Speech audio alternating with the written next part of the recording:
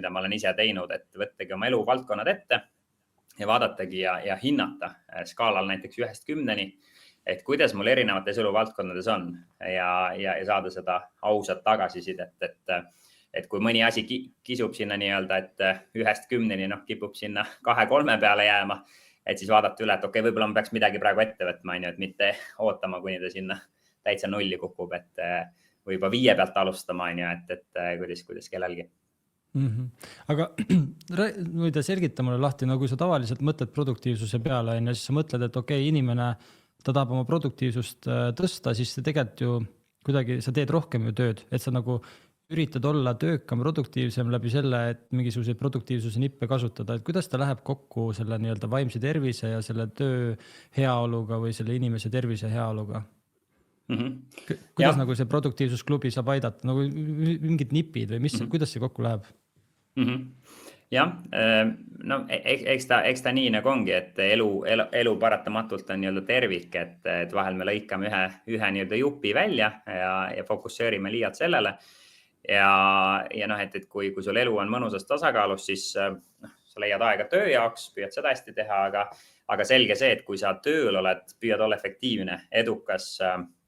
panustada palju, siis mulle meeldib öelda, et maratoni sprindi tempoga palju ei jookse või kaua ei jookse. Et sa võid üritada küll, et ma olen ise paar korda elus täispika maratoni läbi jooksnud ja siis ma olen seal alguses stardis näinud, kuidas nagu mõned suure hurraaga panevad minema, aga siis vaatad seal 5. kilomeetril, et tulevad selge ees vastu ja vahel võib-olla see printsiip nagu tööellu tuua, siis võibki olla see sama efekt, et sa nagu paned sellise sprindiga minema, mingi hetk tunned, et kuule enam nagu ei jaksa ja siis tulebki mängu, et kuidas sul nagu ülejäänud elu kujundatud on, et kas sul on piisavalt puhkehetki, puhkuse rütmid, kuidas see lähisuhted on, et kui seal on mingid lisastress ja pinged, et see tegelikult ju automaatselt kohe kandub üle ka sinna tööellu ja kuidas on näiteks liikumisega või spordiga või kõige selle poolega, et kõik see lõpuks toetab seda ka, et olla tööl edukas. Ja kui nagu üks asi hakkab lonkama, siis tihti võivad sealt teised asjad nagu järgi tulla ja et vaadatagi seda sama, et elu on selline tasakaalus ja erinevad asjad siis toetavad üksteist, et mida ma ise tihti näen, et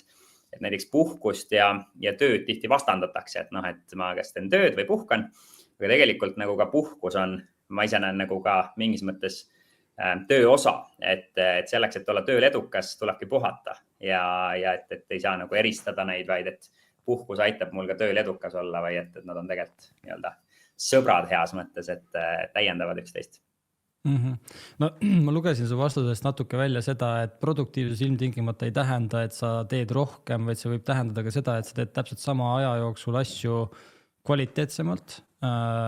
ja paremini, mis võimaldab sul siis oma töö ja eraelu tasakaalu paremini siis balansis hoida, saan ma õigesti aru? Ja igal juhul, et kui kindlasti nüüd varsti räägime ka mingitest põhimõtetest, mida rakendada ja kasutada, on ju, et saada oma asjad lihtsamalt, kiiremini tehtud ja jõuda siis tegeleda kõige muuga, mis ka elus on väärt aja võtmist.